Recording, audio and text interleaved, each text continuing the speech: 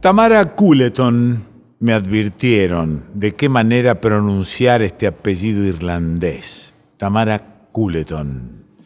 Madre, docente, investigadora independiente, nació en Mar del Plata. ¿En qué barrio de Mar del Plata? En el barrio San José. ¿Naciste allí y viviste tu infancia ahí? Sí, entre el barrio San José y el barrio Santa Mónica. Ajá. En la zona, bueno, ahora es como el macrocentro. Ahí estamos. Estudió historia, hija de un marino mercante. Vamos a ver después por qué tiene importancia este dato. Estudió historia en la Universidad Nacional de Mar del Plata. Docente de nivel secundario, coordina el proyecto Antártida en Aula junto a la agrupación Antárticos Mar del Plata. Su pasión por los viajes la llevó a pasar muchos años entre Europa y la Antártida. Uy, bueno, acá hay un poco de tela para cortar. Un montón. ¿No? ¿Por qué esto de hija de un marino mercante? ¿Qué tuvo que ver con el tema Malvinas, si era marino mercante? Claro, bueno, cuando en el momento de la guerra, en realidad yo no tenía todavía 2 años, Sí. por lo tanto no tengo recuerdos propios Claro. de la guerra, pero sí tengo muy presente ese plan que tenía mi papá. Al ser marino mercante, él estaba navegando Sí. y le generaba mucho miedo la posibilidad de un bombardeo Claro. en la base. Entonces Claro. él había como diseñado un plan para escapar hacia Ajá. el lado de las sierras. Sí. Así que ese es como un recuerdo familiar que tengo. Y después con los años, ¿cómo fuiste atando relatos y cuestiones de tu papá con Malvinas?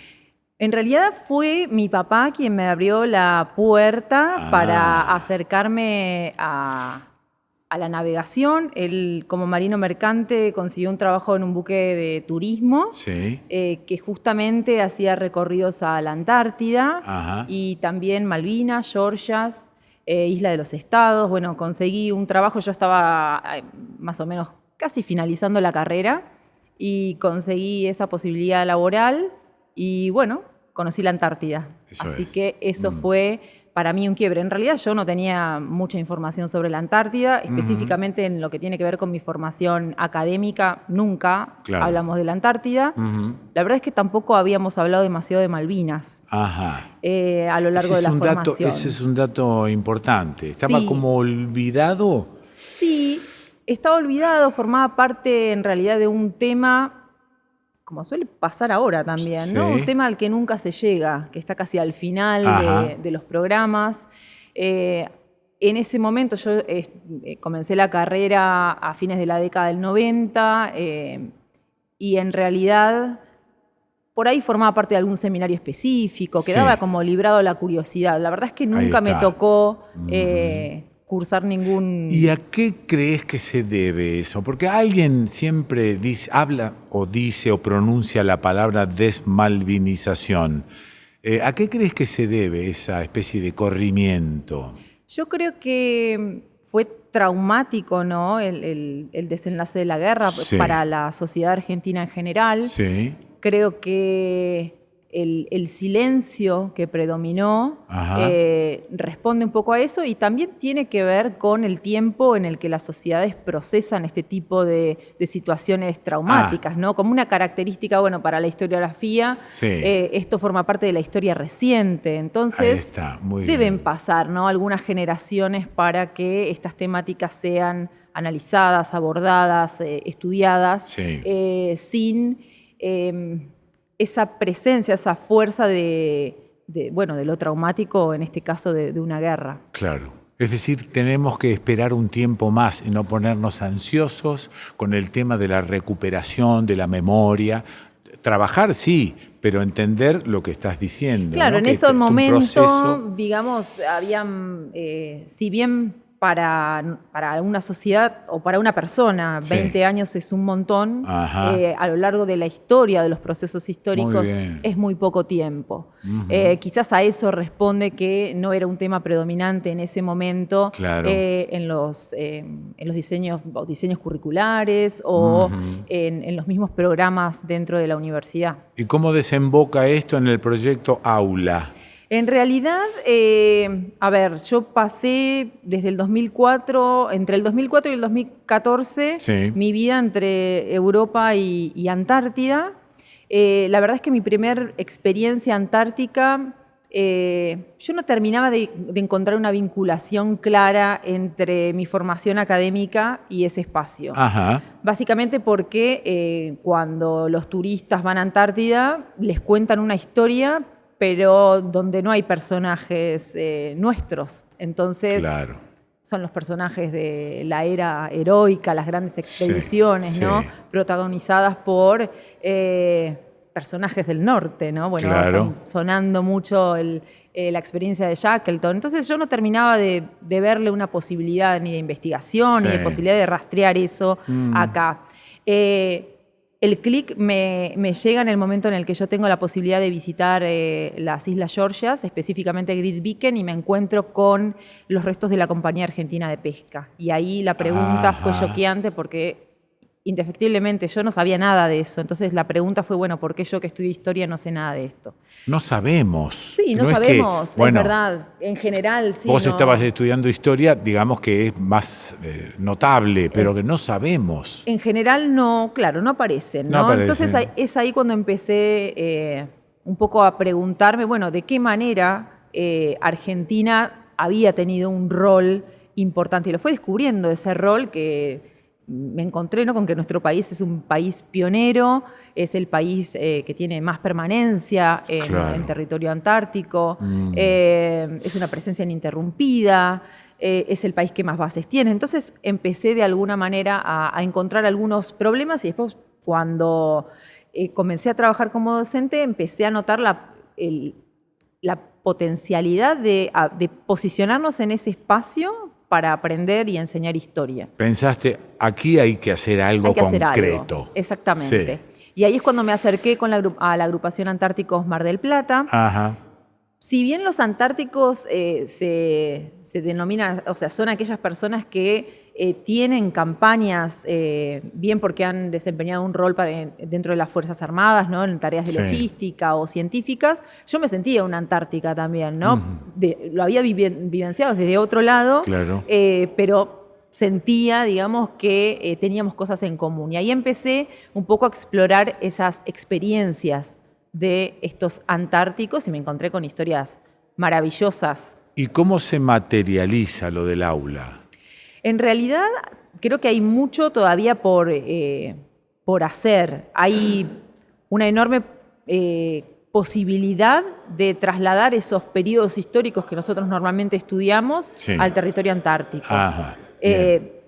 Esa me parece que es una puerta enorme abierta. Y la otra puerta que tenemos desde el año 2010 en el caso de nuestro país es el uso obligatorio del mapa bicontinental. Esa es Claro. una enorme puerta que creo que todavía tenemos que reforzar para que los docentes y las futuras generaciones tengan Es una decir, que la visión. Antártida deje de ser en el mapa de la Argentina, que la Antártida deje de ser un cuadradito aparte donde se ve ese triángulo, que forme parte de ese mapa la Argentina y después directamente el triángulo antártico. Exactamente, además se Sí. suele hablar de este mapa como un mapa nuevo. Bueno, a mí me generaba mucha curiosidad cuando se produjo la extensión de la plataforma continental, Ajá. cómo nos referíamos a ese mapa o los medios, ¿no? Sí. Como el nuevo mapa de la Argentina. En realidad este mapa bicontinental es oficial de nuestro país desde el año 2010, pero es un mapa que por primera vez se utiliza como mapa oficial de nuestro país en la década del 40. Ah, mira. Es decir, tiene una larga trayectoria, Sí. obviamente que ha quedado sujeto a los vaivenes políticos. Claro. Y el proyecto o la proyección de Argentina sobre el territorio antártico, de alguna manera, fue fluctuando en función de los propios vaivenes desde el golpe del 55 en adelante, pero incluso también sujeta a los procesos, ¿no?, de tensiones entre las naciones que ocupaban ese ese continente que es, bueno, el último conquistado por la humanidad. Claro, a veces pienso en los 5 continentes habituales y el olvidado, ¿no? Que sería el 6º continente, que sería el continente antártico. Exactamente. Bueno, la diferencia con el Polo Norte es que el Polo Norte es como un cubito de hielo y el continente antártico tiene continente, es decir, es una tierra cubierta de hielo. Exacto. Y además, esto que decías me parece interesante porque una de las cosas que yo notaba es que pocas veces vemos al continente. Es decir, solemos utilizar en la escuela, cuando representamos, digamos, todos los continentes, Sí. la proyección Mercator, que de alguna manera tiene como El foco puesto en el norte, básicamente. Claro. Y pocas veces, ¿no? De hecho, hablando con docentes, Sí. me decían, yo nunca vi la imagen del continente antártico en su totalidad. Claro. Y me parece que, bueno, es una gran oportunidad. Sí, o ver un planisferio cuyo centro sea el continente antártico. Exactamente. ¿No? Bueno, en eso en los últimos años el Instituto Geográfico Nacional ha hecho mucho, ha editado nuestro planiferio que es con una proyección que se llama ITOF, en donde está ubicado nuestro país en el centro, e incluso también tienen algunas versiones orientadas hacia el sur, lo mismo con el mapa bicontinental. Me parece que los docentes tienen que, de alguna manera, animarse a utilizar un poco más ese tipo de representaciones. Sí, claro. Digamos que hay un problema de conocimiento también que seguramente tiene su resonancia en la soberanía, ¿no? Exactamente. No se puede reclamar una soberanía sobre algo que no se conoce. Exacto. Suele a veces haber todo una discusión, ¿no? Mucha gente considera que la existencia del Tratado Antártico, que es la legislación que regula la convivencia y las tareas que se realizan en el continente antártico, impide hablar de soberanía. Y acá me parece que tenemos un desafío como sociedad y sobre todo por la trayectoria histórica que tiene nuestro país. Y ese tratado, perdóname, ese tratado ¿realmente hace a un costado hablar de soberanía? En realidad, de hecho, los reclamos de soberanía están contemplados en el artículo número 4. Se suele decir que quedan esos reclamos congelados, es decir, bueno. Continente. Parece un chiste. Sí, parece, sí, parece una broma. En realidad también es interesante pensar que ese tratado antártico responde a un contexto histórico determinado, que es el de Guerra Fría. Básicamente, el tratado se firma en el año 1959. Otra cosa más que hay que rever. Exactamente. A veces se suele pensar... Yo siempre digo con un tono un poco inocente, ¿no? O se suele pensar a ese continente como un continente solo dedicado a la ciencia y la paz y que debe ser preservado, que eso es cierto. Sí. Sin embargo, también hay que analizar en qué contexto fue dado la firma de ese tratado. ¿No?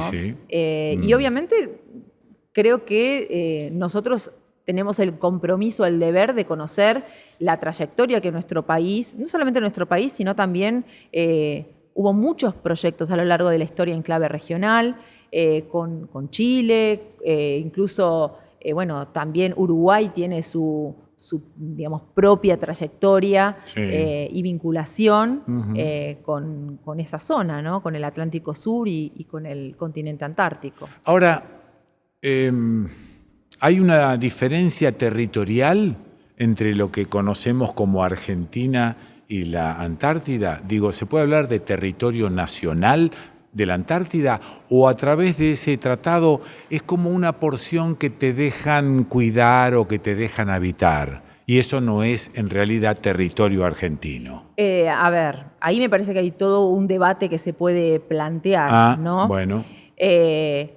Ese territorio, esa porción, ese sector antártico argentino, que ahora está contemplado en este mapa bicontinental, en realidad es un reclamo que se hace. Es decir, los países, de hecho nuestro sector antártico tiene problemas de superposición de reclamos, ¿no? Claro.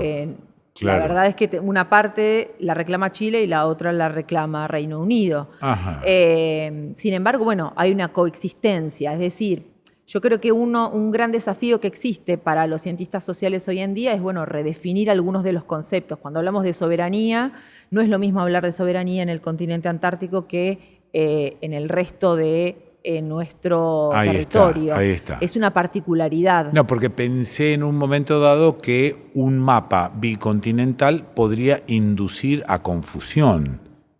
Esto es por eso te lo pregunté, ¿no? Y la verdad es que suele generar, sí, por eso digo, es un territorio, el continente antártico es un continente particular. Pensemos que es el único continente sin países, es el único continente sin clases sociales, es un continente donde la actividad económica tiene sus particularidades. Sí, sí. Pero me parece importante, y como se suele decir, las representaciones cartográficas son expresiones de poder. Me parece que ahí es interesante, sí, ¿no? Que no olvidar esa trayectoria histórica que ha tenido nuestro país. Me parece que ahí apunta y obviamente consolidar también la posición de nuestro país y de la región, sí, en el territorio antártico. Creo que va hacia ahí, no hacia una posición nacionalista que muchas veces se cree un poco antigua, ¿no? O que a veces hace ruido. Sí. Me parece que hay un desafío y por eso la importancia de la educación, porque justamente son las futuras generaciones quienes tendrán la responsabilidad de sostener la presencia y las actividades, obviamente respetando las condiciones del Tratado Antártico, de los argentinos y argentinas en ese territorio, en ese continente. Hicimos como una especie de rulo, una especie de rulo y volvimos a las aulas y a la educación y a la importancia de la educación. ¿Cómo ves a los medios de comunicación en todo esto? Con sus intereses. Yo creo que los medios de comunicación acá tienen un rol muy importante. Se ha hecho mucho... pero me parece que queda mucho por hacer todavía respecto a difundir este tipo de actividades. Me parece que incluso, bueno, yo no puedo evitar pensar en la historia, ¿no? Pero claro, me parece que hay muchas historias que deberían ser conocidas. Pensaba ayer cuando apareció la noticia del hallazgo del Endurance, que es la embarcación que utilizó Shackleton y que cierra la era heroica, ¿no? Claro. La era de las grandes expediciones en el continente antártico. Y me parece como una gran oportunidad para, cuestionar o presentar todas esas grandes historias que tiene nuestro país, de grandes hombres y mujeres, ¿no? Pensemos que es el único país que actualmente tiene familias, que tiene niños. Es decir, hay muchísimas experiencias que deberíamos aprovechar. Me parece que esas coyunturas deben ser aprovechadas por los medios también para educar y acompañar en la construcción podríamos decir, de la conciencia antártica, ¿no? que debe sostener nuestro país. Gracias, Tamara. Gracias a vos por la charla. Muy amable.